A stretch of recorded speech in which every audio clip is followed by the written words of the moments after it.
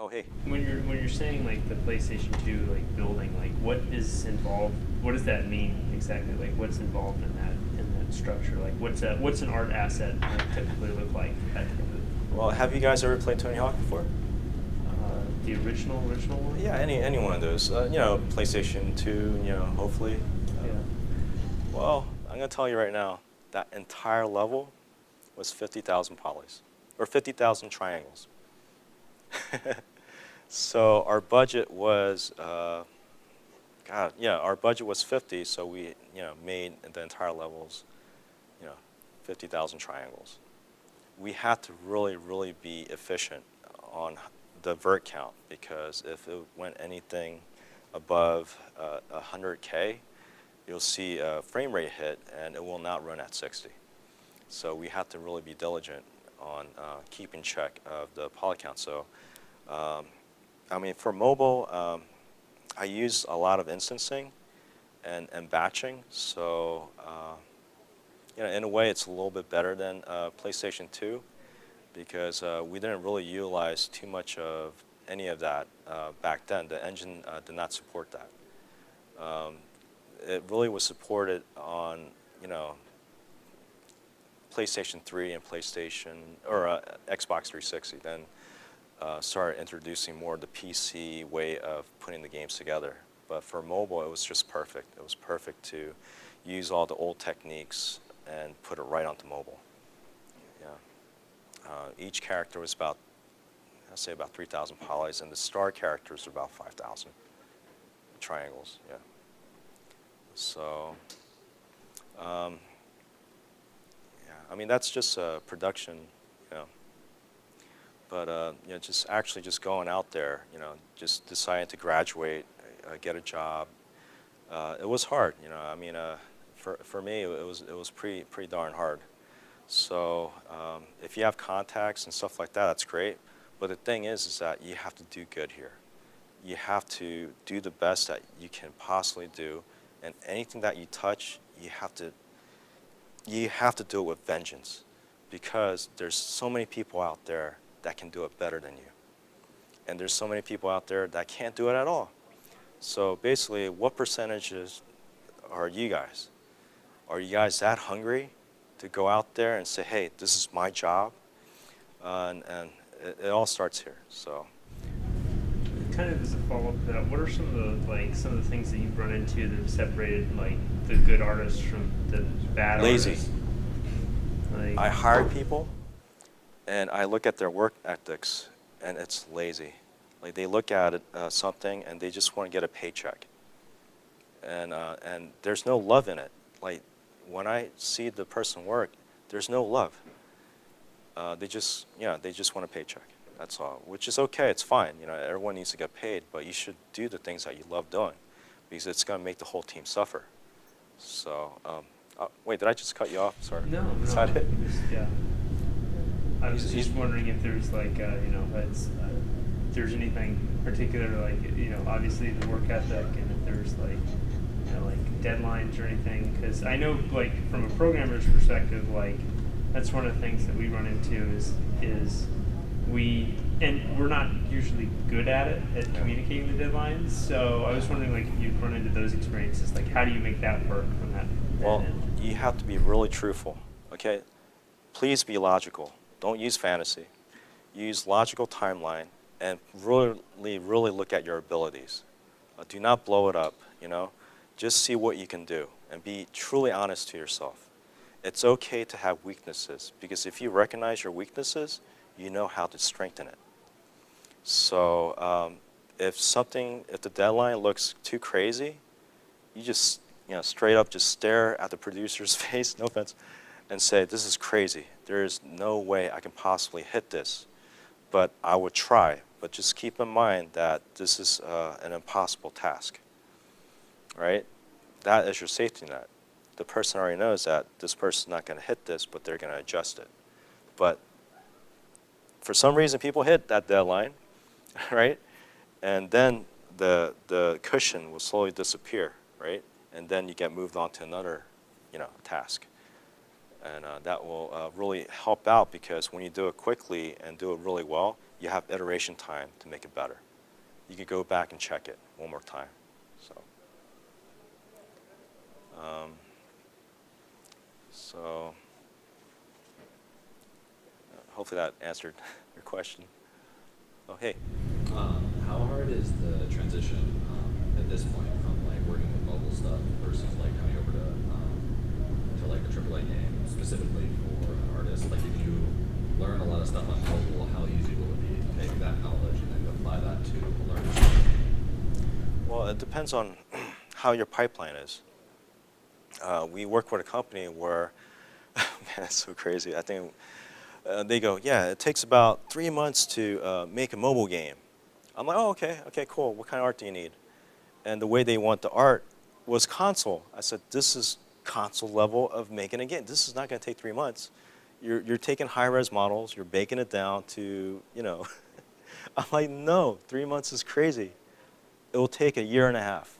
They didn't believe it. It took, it surpassed 3 months, then 6 months, then it took a year and a half.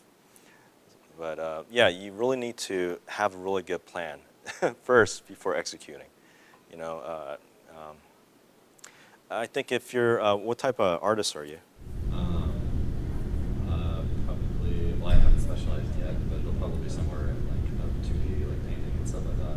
And Okay. then maybe 3D environment stuff, mainly environment. Okay, check this out. This is what I tell my guys. For me, I do environment art. That is my primary job, is to make great environments. Master that one skill, and then you have a secondary. That is your sidearm. My secondary will be VFX. My third will be animation, and it's all basically on skill set. So you always put the strongest skill first. And if someone say, oh man, he is a terrible programmer, but it's like, he's an environment artist. He tried. He needed support, You have to understand which one is your primary skill and stick with that so you can do other skills. Just dabble in it, That's your safety zone. That is your strength where no one can touch you. Yeah, so have a primary skill, then branch off. Yeah. So, are you you said more of a painter, right? Yeah, I'm not sure. Right now I'm getting towards painting and maybe visual development. Okay. But I know that's like a really hard one, so I'm not sure where I want to go with that. Well, the thing is, man, just try it. I mean, that's the only way, because everyone was meant to fail. I failed 99% of my entire thing that I did, and that 1% is where I am at right now. And I'm still failing because you know why? People that try and want to succeed, they fail. They keep on getting back up, and they identify what they did incorrectly, and they fix it, and they do it better. So if you have a dream, and just do it. Just you'll see. You'll figure out a way. So I don't know. It's about 7 o'clock. You guys keep continuing, or if you guys want to go have some fun, you guys could do that too. You guys don't have to stay. But like I said, if you guys need any industry type of stuff, just let me know. I can answer those. But the thing is that I found that people are very successful. Just really have good communication skills. Okay, try, practice. Okay, you'll run into, you'll see how the politics work. You guys will pick it up really quickly. Just don't ignore it. Understand how everything works. Go into an environment, understand, how your surrounding is. So yeah, and just meet some good people. I mean, those people that you go into the industry, get your first job. The people that are out will become your friends throughout your entire career, and you'll meet more people. And just be cool. Don't disrespect anybody. Like I said, I treat everything like a knife. You mess around with the knife or do something foolish, you'll get cut. So I see everything as that, even with 3D software, painting, animation, even out here. I mean, I'm terrified right now, but I have to speak. I may make mistakes, but you know what? I have to do it. What else I have to do? I have to move forward. That's what you guys have to do. Move forward. Don't be afraid. You know. So, yeah. Hey. Oh. Hi. Yeah. What's up? Like drawing back from like that, what separates a good artist to a mediocre artist. What are some like attitudes like the exceptional guys in the team tend to have, like those really optimistic light in the darkness type? Well, the funny thing is the quiet people are deadly. The people that don't even make a peep, and they just go focus and work, are very surprising. Because when I go into any industry and I look at anybody and I'm working in a different company, I see all the chatters, talkers, and I see a few people that are really quiet. They just do their work. I already identified them as like, my God, those guys are badasses. And usually they are because they're so focused on their craft. They just, when they step into that ring, it's game time. They do not mess around. That's what they want to do, and they're laser focused. And when they're done with their work, they talk like, they just talk normal. They're just locked on, they know what they want to do. And usually, the good people will always ask questions. I always encourage people that start in a new company, and the guys that I hire, I say, hey, you don't know anything. Just throw everything away, okay?